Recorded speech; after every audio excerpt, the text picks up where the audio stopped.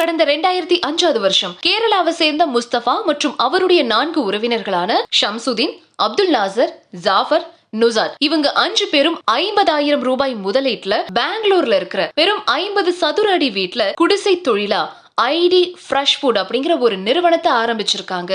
அதாவது அரிசி பருப்பு இதெல்லாம் வாங்கி இட்லி மற்றும் தோசை மாவு தயாரிச்சு 20 கடைகளுக்கு வழங்க ஆரம்பிச்சிருக்காங்க. ஆரம்பத்துல தினமும் ஒவ்வொரு கடைக்கும் 10 பாக்கெட்டுகள் வீதம் விநியோகிக்க ஆரம்பிச்சிருக்காங்க. கூடிய சீக்கிரத்திலேயே அவங்க மாவு மக்களிடையே பிரபலமடைய ஆரம்பிச்சிருக்கு. அதுக்கப்புறமா 6 லட்சம் செலவுல 800 சதுர அடி இடத்துல இயந்திரங்களை அதிகமாக்கி பெரிய நிறுவனமா மாற்றி இருக்காங்க. சோ கொஞ்சம் கொஞ்சமா அவங்களுடைய பொருட்கள் பெங்களூர் முழுக்கவே ஃபேமஸ் ஆகியிருக்கு. 2008 வருஷத்துல 40 லட்சம் முதலீடு செஞ்சு ஹோஸ்கோட் பகுதியில ஒரு தொழிற்சாலையையும் அமைச்சிருக்காங்க. கடந்த 2009 வருஷத்துல தன்னுடைய கேரளாவில் இருக்கிற அவங்களுடைய சொத்துக்களை எல்லாம் வித்து 30 லட்சம் கூடுதலா பணம் திரட்டி இந்த நிறுவனத்தின் தினசரி தயாரிப்பு 2000 கிலோவுக்கு உயர்ந்து 300 கடைகளுக்கு விநியோகிக்க ஆரம்பிச்சிருக்காங்க. சோ சுவைக்காக எந்த ஒரு கெமிக்கலையும் சேர்க்காம தூய்மையா தயாரிக்கப்பட்டு விநியோகிக்கப்பட்டு வந்ததுதான் வாடிக்கையாளர்களை வெகுவாவே கவர்ந்திருக்குங்க. அது மட்டும் இல்லாம இந்த நிறுவனத்துடைய மாவு ரொம்ப சுவையாவும் பயன்படுத்த ஏற்றதாவும் இருந்திருக்கு.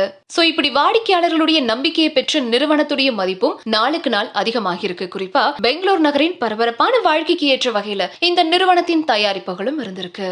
சோ 2014 வருஷம் 35 கோடி முதலீடு செஞ்சிருக்காங்க.